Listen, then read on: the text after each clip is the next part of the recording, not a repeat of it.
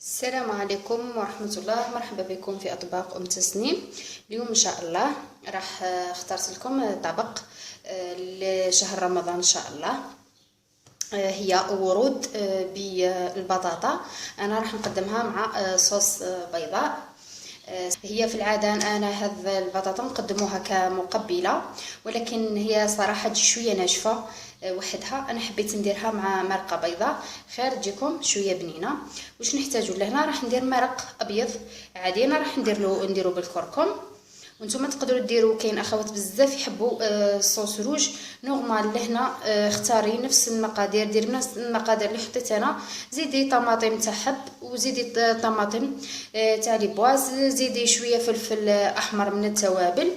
يعني هنايا حمري الصوص فقط. هو تقدري ديري نفس الوصفه عادي، يعني ما تحتاريش هنايا نورمال. واش نحتاجو لهنا؟ عندي حبيبه بصل انا مرابيتها، عندي ثوم يعني راحياتو، عندي طرف تاع الدجاج، ورقه رند. هنايا لي زيبيس نحتاج الكركم، الملح، فلفل اسود والزنجبيل. وعندي لهنا الفلفل الحار، انا ديت غير نصف فقط. صراحه حبيت نعطيها لكم كفكره. انا الحميصه ما نحبش نطيبها ونخبيها في لا كونجيلاتور، بالعكس نشمخها برك في الليل. الصباح من ذاك نصفيها من الماء، نشمخها في الماء والملح ونخبيها، نصفيها ونخبيها في المجمد.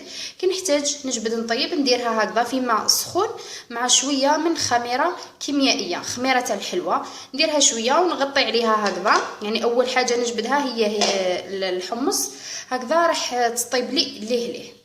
ما نحبش يعني نطيبها ونخبيها. الحاجه اللي طيبه وتتخبى في المجمد، وعلى بالنا الحميصه تطول بزاف في المجمد، دونك سي با لابان نطيبوها. انا نصيحتي هكذا وانتم كيما تحبوا. حبيت نعطيها لكم فكره فقط. انا ذاك نروح نحتاج شويه زيت، نحط طرف تاع الدجاج يتقلاو مع البصل ونرجع لكم. اذا هاي لك انا بعد ما حطيت البصل، درت زيت وبصل، حطيت اطراف الدجاج دوك يتقلاو شويه، خليهم حتى يتقلاو. داك البصل يذبل لي مليح، انا نحب البصل يذبل مليح ان شاء الله. ومن بعد نضيف له بقيه التوابل. اذا هنايا راني ضفت الحميصه، راح نضيف الثوم ونضيف التوابل.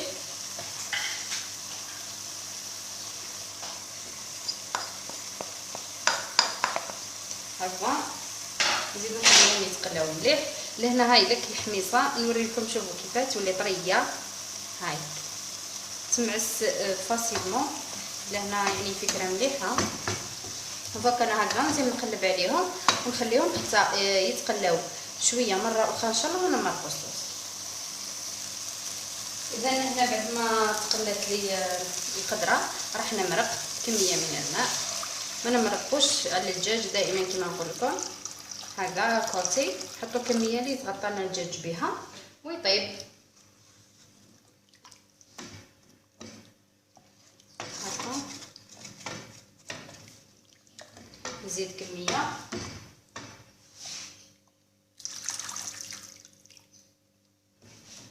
هكا انا دوك نغلق عليها الغطاء ونخلي حتى يطيب لي الدجاج والحمص ان شاء الله. دوك نروحو نجوزو نشوفو كيف نخدمو ورود البطاطا. اذا انا عندي هاي لك كميه من البطاطا، يعني كل وحده دير على حساب افراد العائله تاعها. لهنا نصيحتي لكم خيروا البطاطا اللي تكون بهذا الشكل. يا ريت انهم يكونوا هكذا، يعني يكونوا متساويين تقريبا اللي ما عندهاش عادي. يعني ما نقطعوهمش هكذا بالطول، نروحو نديروهم دوائر هكذا. انا دوك نقليهم عادي، نملحهم ونقليهم في زيت. بعد ما نقليهم ان شاء الله راح نشوفوا كيفاه نشكلوه. انا نقليهم ان شاء الله ونرجع لكم. اذا انا هنا بعد ما قليت البطاطا اللي عندي، هاي اللي انا بديت نشكل في الازهار بالطريقه هذه. نحتاج هذو الليمون الورقيه هذو تاع لي مادلان. راح نحطهم انا في ثاني في المول هذا تاع المادلان. نبدا نشكل، نحطهم هكذا نحط وحده توالي وحده، ما نحطهمش يكونوا بعاد. يعني وحده تكون في نصف الاولى. هكذا نخيروا هذو الاولين يكونوا الكبار ومن بعد نمشيو نصغروا هكا.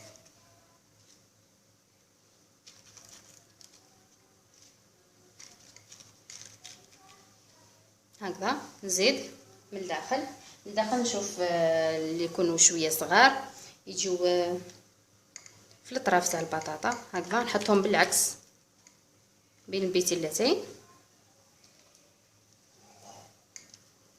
ماذا بيا نشوف الصغار هكذا، يعني الوحده في دارها وتخدم على غرضها. هكذا الاخر هذيك خلاص نحط هذيك صغيرونه هكذا بالشكل هذا.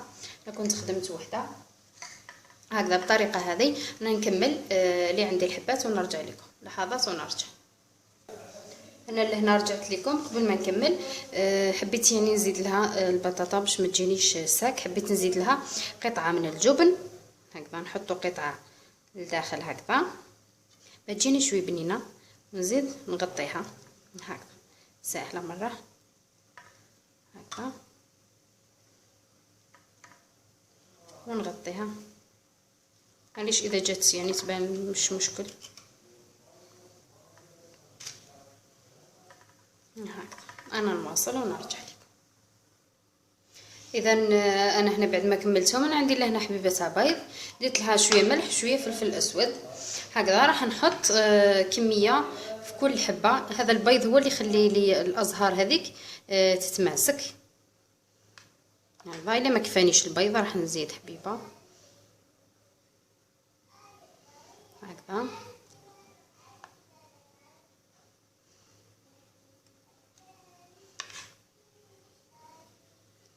هكذا ندير خاصة يعني في الأطراف.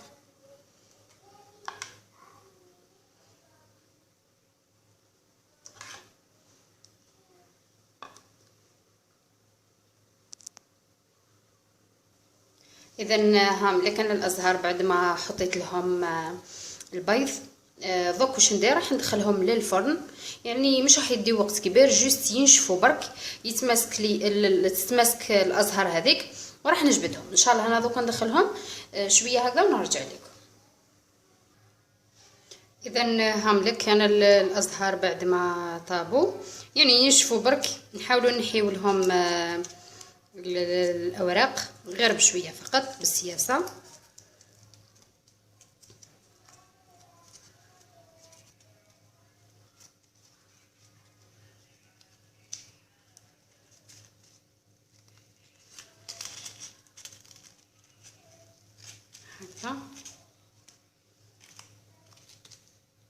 انا كنت نحيت هذوما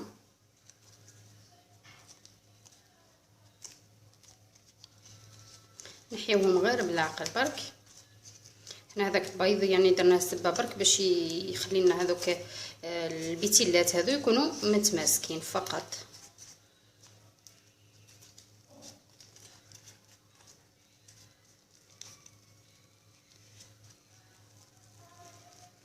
هكذا